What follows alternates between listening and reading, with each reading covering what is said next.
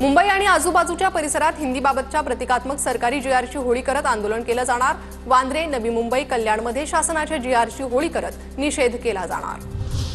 5 जुलैच्या मराठी एकजूट मोर्चाच्या तयारीसाठी बैठक शिवसेना भवनात। ठाकरेंच्या शिवसेनेच्या शाखा प्रमुखांची बैठकीत उद्धव ठाकरे मार्गदर्शन करणार।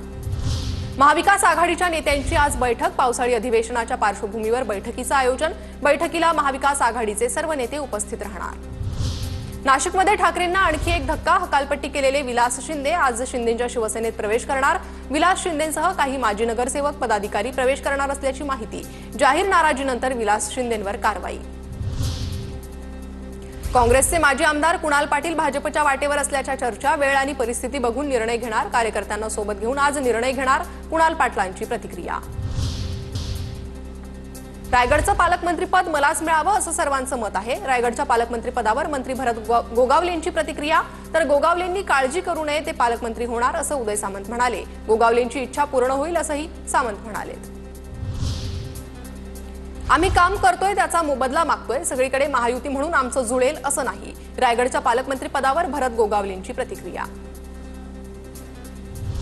शिवसेना राष्ट्रवादीचा वाद विकोपाला गेला असेल तर पालकमंत्रीपद भाजपला द्या। रायगडमधील माजी आमदार भाजप नेते पंडित पाटलांचं वक्तव्य।